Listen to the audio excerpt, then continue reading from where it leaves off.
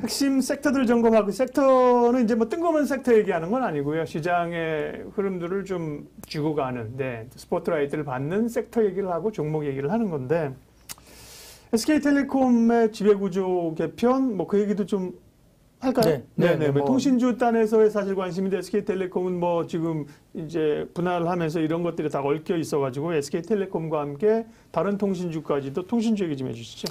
예, 지금 통신주는 상당히 주도를 하고 있습니다. 실제로 네. 또 4월 들면서 외국인들이 통신주를 샀기 때문에 은행주와 더불어서 샀습니다. 그래서 통신주는 SK텔레콤도 30만 원 이미 넘었죠. 그러게요. 상당히 뭐 빨리 올라왔고요. KT도 배당을 많이 준다고 해서 이제 굉장히 괜찮았고 네. 제가 계속 애지중지하고 사랑했던 LGU 플러스도 또 이제 13,000원 이미 이제 네. 움직였죠. 네. 이제 움직이기 시작했습니다. 잃을 게 없는 주가이기 때문에 결국은 사서 가자라고 말씀드렸는데 슬슬 움직이기 시작했습니다. 그래서 아마 그 핵심은 SK텔레콤이 가장 뭐 이슈에 있었는데 뭐 이제 증권사 애널 분들이 이제 그 약간 시각이 극단적으로 달라가지고 약간 맞아요. 논란도 됐었고 서로 어떤 게 맞느냐 이야기했지만 회사 분할에서 긍정적 시각과 함께 네거티브한 시각이 겹쳤었어요. 그렇죠. 예, 그래서 이제 그랬지만 다소 이제 윤곽은 드러났죠. 결국 네. 인적 분할을 하되 통신사업부는 통신사업부로 내놓고 그다음 지주사로 이제 빼면서 나머지 이제 밑에 자회사를 거느리겠다 하는 건데 이제 결국 이제 핵심은 주 SK와 이제 그 SK텔레콤의 홀딩사 그쪽을 합병을 하는 것이냐 마냐 그게 이제 핵심이거든요. 그렇게 되면 결국은 주 SK 주가를 올려야 되고 그다음에 이제 SK텔레콤의 홀딩스 라인 쪽을 주가를 빼야지만이 이제 이게 그 최태원 회장 입장에서는 굉장히 유리한 겁니다. 그림이 그려지는 거죠. 근데 이제 그래서 SK가 오르기 시작했고 SK텔레콤이 그것 때문에 좀 눌릴 수 있다 이런 논리였는데 회사가 이제 주주 달래기를 하기 위해서 당분간 주 SK와 그다음에 SK텔레콤 이 분할 관련된 이 회사와는 합병을 당분간 안 한다라고 이야기를 했죠. 그럼 달래기에 나선 겁니다. 그러니까 이제 SK텔레콤은 결국 이제 본 가치를 가지고 갈 것이다라고 이제 주가가 올라가기 시작하면서 이제 시가총액이 상당히 많이 올라가고 있는 상황입니다. 그래서 지금 그런 부분들 때문에 결국은 이제 자회사들의 IPO, 그러니까 이런 부분들이 지금 이제 아마 가치 부과를 좀 더 해줄 거라 해가지고 아마 추가적인 목표 주가 상향 조정이 이루어지면서 SK텔레콤이 30만 원대 이상을 올라오고 있는데 아마 당분간 조금 더 이어질 수 있습니다. 통신 부분들이 워낙 작년 한 해 움직인 게 거의 없는 업종이었고요. 여기에 따라서 이제 인적 분할 관련된 이슈가 마무리되면서 불확실성 해소가 됐고 그다음에 자회사에 대한 가치들이 부각이 될 거기 때문에 결국은 아마 SK텔레콤도 좀 좋은 방향으로 좀 더 올라갈 것 같고요. 말씀드렸듯이 SK텔레콤이 분할을 하게 되면 분할되는 SK텔레콤에 관련된 그 시가총액이 10조가 훨씬 넘을 거예요. 13조 이상은 될 것 같습니다. 그러면은 지금 LGU 플러스가 지금 주가가 좀 올라왔지만 5조 원대 거래가 되고 있습니다. 근데 LGU 플러스가 올해 영업이익단이 1조 원이 넘을 것이고 SK텔레콤도 뭐 1조 몇천억 정도 나올 거지만 별로 차이가 크게 없습니다. 근데 SK텔레콤이 지금 분할을 하더라도 13조, 15조 이렇게 받는다면 LGU 플러스가 지금 5조 원대 거래가 영업이익단이 크게 차이 없는 회사가 5조 원대 거래가 되고 있다. 그럼 너무 싸 보이거든요. 결국은 아마 SK텔레콤이 분할 이슈 때문에 변동성이 좀 커지고 향후에 그렇게 된다면 오히려 SK텔레콤을 차익 실현하고 생각보다 LGU 플러스 같은 상대적으로 싸 보이는 밸류에이션을 가진 종목으로 갈 수가 있고요. 두 번째로는 LGU 플러스 같은 경우는 아마 LG 헬로비전하고 합병 이슈가 있습니다. 왜냐하면 지금 이제 그게 합병 이슈가 본격적으로 이야기가 될 건데 합병을 할 것 같아요. 아마 올해 내지 내년 정도 할 것 같은데 그렇게 하려다 보면 결국은 자사주를 매입할 가능성이 큽니다. 지금 예상으로는 아마 상반기 내에 LGU 플러스가 대규모 자사주 매입 관련된 이슈를 발표할 가능성이 크다라고 이야기되고 있는 상황인데요. 그게 왜 그러냐면 LG 헬로비전하고 이제 합병을 하게 되면 LG 헬로비전의 관련된 주주들에게 LGU 플러스 주식을 나눠줘야 되잖아요. 네. 그거는 이제 자사주로 활용을 할 수 있고요. 두 번째로는 지금 LGU 플러스의 그 회사채 금리가 자금 조달 금리가 채권 금리가 한 1.6% 정도 됩니다. 근데 지금 LGU 플러스가 지금 주는 배당이 한 4% 이상이거든요. 그렇게 되면 배당을 4% 주느니 회사채 금리 1.6% 써가지고 자사주를 사놓는 게 배당을 덜 주고 재무구조도 상당히 좋거든요.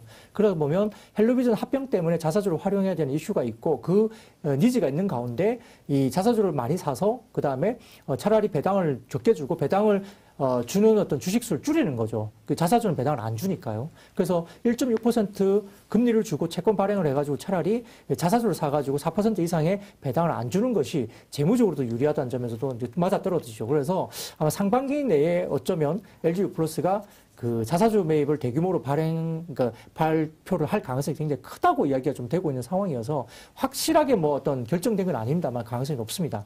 거기에다가 지금 디즈니 플러스 관련된 이슈도 있잖아요. 컨텐츠 관련된 부분에서 KT와 LG 플러스가 상당히 유력하게 이야기되고 있기 때문에 디즈니 플러스가 이야기된다면 LG 헬로비전을 왜 합병하느냐? 그건 디즈니 플러스와의 이슈 때문에 그렇습니다. 그래서 아마 합병하게 된다면 결국 디즈니 플러스와 계약을 하는 것인데 디즈니 플러스 TV 같은 경우는 6월에서 8월 정도면 아마 국내에 이제 시작을 서비스를 할 거다고 얘기되고 있기 때문에 계약권은 거의 임박한 상황입니다. 그래서 이런 부분에서도 LG 플러스가 주가가 뭐 못 오를 이유가 전혀 없다. 과거에 분기 영업이익단이 한 2,400억 정도 왔을 때는 LG 플러스가 대략적으로 한 17,000원, 18,000원 정도 움직였기 때문에 지금 13,000원 구간은 아직도 여전히 싸다 보여서 LG 플러스까지는 통신주를 보셔야 된다 판단되고 있습니다. 네, 역시 박근영 차장님의 통신주는 LG 유플 사랑입니다. 계속 말씀하셨죠, 지난번에. 사실 오르기 전에도요, 말씀 대략 한 12,000원 요 언저리부터 계속 말씀하시지 않았나요? 네. 네, 그렇죠. 네. 네. 그리고 좀, 또, 외모까지 했는데, 탄력이 좀 받았습니다. LG 플러스도요. 네. 주식 라이브쇼 함께하고 계십니다. 오늘은 IBK 투자증권 박근영 차장님과 하고 있습니다. 주요 섹터들, 종목들 쭉 얘기를, 보고 있습니다. 아직까지 사칭이 나타나지를, 않고 있습니다. 예, 자, 비철금속 얘기를 좀 해야 된다 그러셨는데, 그동안에 사실은 구리값 오르고, 그때 원자재값 오르면서 뭐, 풍산이라든지, 또 뭐 있죠, 고려아연이나 이런 종목이 그때 풍산 어떻게, 한 차례 올랐었잖아요. 그죠? 네, 그리고 맞습니다. 나서는 최근엔 별로 좀 관심은 없었더랬는데, 비철금속을 다시 봐야 된다고 하시는 이유가 어디 있는 거예요? 네. 사실 이제 뭐 철강은 제가 누누이 말씀드렸잖아요. 철강 뭐 좋죠. 탄소 중립 선언이 중국의 이슈가 이거는 철강 업체로 본다면 대규모 임팩트가 있는 굉장히 빅사이클의 전소이다. 그래서 포스코 보자. 뭐 동국제강은 사실 종목으로서는 동국제강이 제일 좋다. 동국제강은 마치 무슨 작전주처럼 주가가 올라가서 상당히 강합니다. 뭐 보유하고 계신 분들은 상당히 축하드릴 일인데 사실 뭐 따라잡기는 조금 어려운 뭐 주가 네. 지표고요. 다만 뭐 포스코 같은 경우가 지금 33만 원대를 넘어서면서 이제 일단 박스권 상단을 돌파를 했거든요. 현대제철도 나쁘지 않고 그래서 아마 2분기까지는 어닝이 좋을 것 같아서 전체적인 흐름에서는 뭐 철강과 같은 소재주도 나쁘지 않은데요.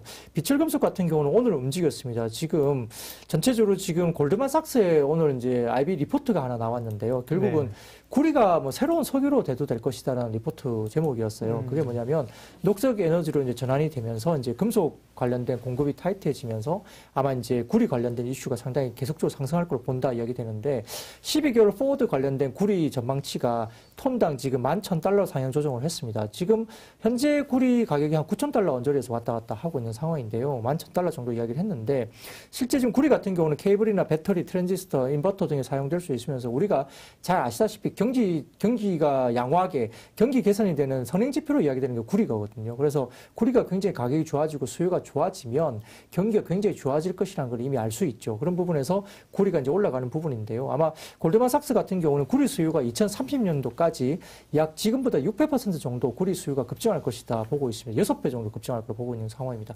엄청난 지금 이야기를 한 상황이고요. 여기에 따라서 지금 구리 평균값이 올해 같은 경우는 9,675달러가 평균값으로 이야기됐고 그 다음에 내년 같은 경우는 11,875달러 그리고 2023년도는 12,000달러 2024년도는 14,000달러 2025년도는 15,000달러입니다. 지금 현재 약 9,000달러 정도 수준에서 톤당 거래가 되고 있기 때문에 거의 한 5, 60% 정도의 가격 상승을 이야기를 한 것이죠. 여기에 따라서 오늘 같은 경우에 이제 시장에서는 대유 플러스는 종목이 상한가를 갔는데 물론 이 회사가 이제 구리 관련된 것도 있긴 하지만 오늘은 전기차 충전 사업 진출에 대한 이슈가 같이 붙으면서 이제 상한가를 올랐고요. 그 외에도 사마알리뮴, 뭐 남선알리뮴, 조일알리뮴, 그다음에 포스코 엠텍, 대창, 그다음에 서원 이구산업 이런 종목들이 상당히 강세를 나타냈기 때문에 중소형주 중심으로 지금 이제 구리 관련된 종목들이 비철금속 관련된 종목들이 움직여서 이런 부분은 좀 더 이어질 수 있다는 점에서는 좀 눈여겨보셔야 될 것 같고요. 구리 관련된 뭐 비철금속 관련된 탑픽 종목은 따로 있죠. 결국은 이제 제 개인적으로는 풍산 말씀을 좀 드리고 싶습니다. 네. 풍산 같은 경우는 이제 최근에 실적 전망에 비해서 과도하게 주가가 조정을 받았었습니다. 다만 이제 1분기 매출이 이제 5,500억 그리고 영업이익단이 311억 정도로 전년비 영업이익도 150%나 급증할 거로 보고 있고요. 시장 컨센서스가 영업이익단이 246억이기 때문에 311억 정도 나온다면 어닝 서프라이즈가 1분기에 나올 겁니다. 근데 지금 3월 초까지 강세를 지속했던 그 가격이 이제 굉장히 좀 빠지기 시작했지만 최근 들어서 이제 다시 돈 가격이 이제 구리 가격도 올라오고 있는 상황이고요. 공급 측면에서 보자면은 지금 칠레와 같은 주요 동광석 생산지에서 지금 코로나19 재확산 때문에 아마 공급을 굉장히 원활하게 할 수 없는 국면을 봅니다. 따라서 가격이 더 올라갈 수 있는 구조인 것 같고요. 또한 중국의 이제 동정광 스팟 재련 수수료 이게 소위 말하면 TC라고 부르는데요. TC가 상당히 지금 10년 내 최저치인 톤당 32.5달러까지 빠졌습니다. TC가 빠지면 가동률을 줄이게 됩니다. 따라서 공급이 굉장히 안 된다 보시면 될 것 같고요. 그리고 이제 지금 최근에 이제 그 동정광 관련된 벤치마크 재련 수수료 TC 같은 경우도 지금 톤당 여러 가지 부분에서 약 4% 하락하면서 톤당 59.5달러까지 떨어졌습니다. 따라서 전반적으로 재련소 가동률이 하락된다는 점에서는 공급량이 제한되기 때문에 구리 가격이 상당히 올라갈 수밖에 없다 이렇게 볼 수 있겠고요. 아시다시피 중국이나 미국이 인프라 투자 대규모로 지금 시작하고 있습니다.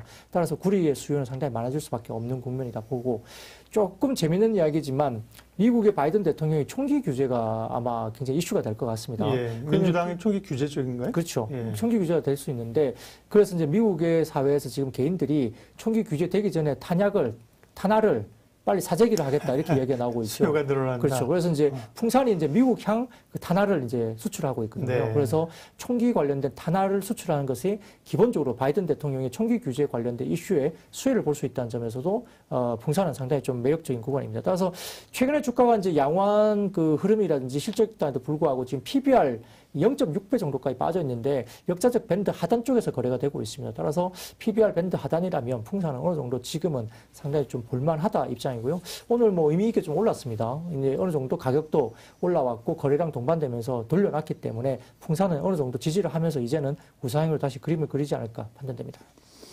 네. 비철금속 결국 이제 구리값이 더 오를 수 있다는 얘기네요. 그죠? 근거는요. 네, 논거는. 네. 그래서 이제 탑픽 종목으로 풍산까지 말씀을 하셨습니다. 주식 라이브쇼 오늘은 박근영 차장님 함께하고 있고요. 시장에 관한 이야기여서 섹터 점검들 반도체 얘기를 우리가 앞서 했었죠. 자동차, 통신, 비철금속까지 얘기했었습니다. 섹터는 오늘 말씀하실 거는 단가요? 또 있나요?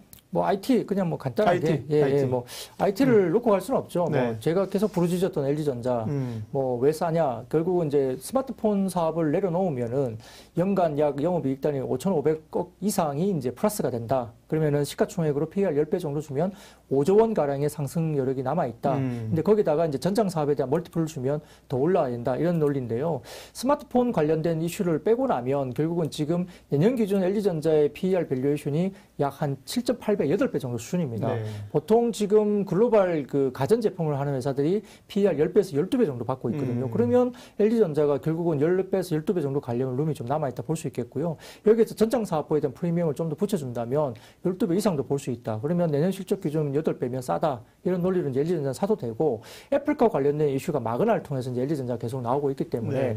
그래서 결국은 이제 결정이 어떻게 될지 모르겠습니다만 마그나가 굉장히 적극적으로 지금 대응을 하고 있고 북미 쪽에 캐파 증설을 지금 하고 있는 것이 애플카를 위한 것이 아니냐고 이야기 나올 정도로 지금 좀 상당히 좀 구체적으로 이야기가 되고 있는 상황이라 만약에 마그나가 애플카를 좀 어느 정도 연계 있게 한다고 한다면 LG전자는 프리미엄을 충분히 받을 수 있습니다. 그러면은 추가적인 업사이드가 충분히 있을 수 있다는 점에서 LG전자 보셔야 될 것 같고요.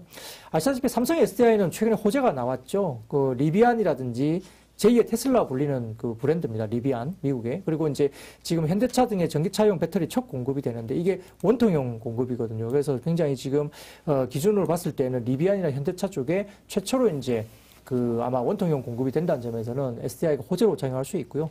두 번째로는 2025년까지 미국 배터리 공장에 증설이 됩니다. 이 부분도 캐파 증설이 결국은 이제 2차 전지 쪽에서는 굉장히 중요한 이슈이기 때문에 캐파 증설을 하는 만큼 매출이 올라올 수 있다는 점에서는 SDI가 상당히 좀 우수하게 지금 이제 두 가지 호재가 작용했다는 점에서 3사 중에서는 개인적으로는 지금 SDI가 상당히 좀 좋아 보입니다. 왜냐하면 각형을 할 수 있는 회사가 이제 유일하게 지금 SDI거든요. 결국 유럽의 폭스바겐을 포함해서 지금 BMW나 다른 쪽도 각형 이야기가 굉장히 구체적으로 나오고 있기 때문에 각형을 대응할 수 있는 지금 배터리 셀 업체는 지금 SDI밖에 없습니다. 국내에. 그러니까 상대적으로 SDI가 좀 탑픽으로 보이는 입장이라서 삼성이 SDI를 말씀 좀 드리고 싶고요. 2차 전지 가운데는 SDI. 그렇죠. 그리고요. 삼성전기는 상당히 좀 최근에 말이 별로 없었습니다. 19만 원대에서 움직임이 좀 지지부진하지만 MLCC 같은 경우에 지금 결국 전장 사업 부분은 결국은 이제 반도체 쪽에 MLCC가 많이 들어갈 수밖에 없거든요. 전장용 MLCC. 그리고 스마트폰이라든지 폴더블 쪽에도 MLCC가 개수가 상당히 많이 늘어납니다. 그래서 폴더블 폰 모델이 많이 늘어날수록 전장 관련된 이슈도 마찬가지지만 MLCC 매출단이나 개수가 늘어난다는 점에서 그리고 이제 대만이라든지 이쪽에서 지금 MLCC 가격을 올리고 있다는 이야기들이 나오고 있기 때문에 아마 삼성전기도 아마 조만간 하반기에는 좀 움직임이 있을 수 있다는 점에서 삼성전기도 좀 눈여겨봐야 될 것 같고요. 주가는 조용하네요. 삼성전기나 뭐 삼화콘덴서나 보니까. 네, 그렇습니다. 그런데 이제 아마 하반기에는 좀 부각이 될 가능성이 큽니다. 가격을 올리고 있기 때문에 글로벌에서 그렇다 볼 수 있겠고요. 말씀드렸던 뭐 삼성 SDI 포함해서 이제 그 소재 업종 중에서는 에코프로 BM이라든지 그 다음에 포스코 케미칼 이런 종목들이 이제 해외 쪽과 관련된 이슈들이 있어서 아마 최근에 뭐 뉴스를 보시면 알겠지만 좀 이야기되고 있고 상대적으로 첨보라는 회사도 이제 전해질 관련된 부분도 상당히 좋아 보이기 때문에 에코프로 BM, 뭐 첨보, 뭐 일진 머티리얼즈 이런 종목들도 좀 보시는 게 좋을 것 같고요. 똑같이 이제 지금 2차 전지 섹터로 이제 언급되는 게 동화기업입니다. 동화기업. 이게 이제 캐파 증설을 굉장히 강력하게 하고 있는 상황이라 그 최근에 이제 이런 이야기도 있습니다. 슈퍼 빅사이클은 반도체가 아니라 오히려 건설이다 이런 이야기를 하는 쪽이 있거든요. 왜냐하면 지금 미분양이 거의 역사적 최저점까지 미분양이고요. 그 다음에 지금 이제 분양률은 굉장히 지금 분양을 많이 이제 공공 확대 정책 때문에 분양을 많이 하게 돼 있습니다. 그래서 아마 건설 쪽이 오히려 뭐 굉장히 빅사이클, 슈퍼 빅사이클은 건설이 아니냐, 반도체보다도 그런 이야기를 할 정도로 지금 건설에 대한 기대감이 높은데요. 건자재보다는 일단 그냥 일반적인 우린 GS건설이나 뭐 이런 부분, 현대건설이라든지 이런 부분, 그리고 삼성엔지 같은 경우는 지금 현대엔지니어링 관련된 이슈가 있으면서 상대적으로 이제 저평가되어 있다는 점에서 밸류를 정상화되어야 된다는 점에서 삼성엔지가 어제 올랐는데 건설주도 상당히 괜찮습니다. 호흡도 좀 길게 보시면 괜찮을 것 같고요. 동화기업은 지금 건설과 관련된 뭐 강마루 이제 마루를 파는 회사인데 건설과 관련된 건자재도 같이 겹쳐지면서 그다음에 이제 2차 전지를 같이 겹치게 갈 수 있는 부분인데요. 건자재를 하면서도 이 회사가 굉장히 10년간 영업이익률 10%를 꾸준히 냈던 굉장히 우수한 우량한 회사입니다. 재무구조 괜찮고요. 근데 2차 전지가 애드업이 되면서 프리미엄을 받을 수 있기 때문에 지금 아마 동화기업이 제 기억으로는 목표 주가가 10만 원대 이상 나온 걸로 알고 있습니다. 그래서 지금 주가도 아직 여유가 있는 국면이어서 동화기업은 캐파 증설되면서 아마 전해액 관련된 이슈가 부각이 되면 상당히 동화기업은 우상향 그림을 그릴 수 있는 기업이라고 볼 거 있기 때문에 동화기업도 눈여겨보셔야 될 것 같습니다. 굉장히 탄력 쪽으로 올랐는데요. 동화기업이나 뭐 DI동일 이런 것들이 이제 기존 사업이 있으면서 2차 전지 하는 데잖아요. 그렇죠. DI동일은 조금 행보세인데 우리 동일의 아버지가 얘기한데 동화기업은 뭐 엄청나게 강합니다.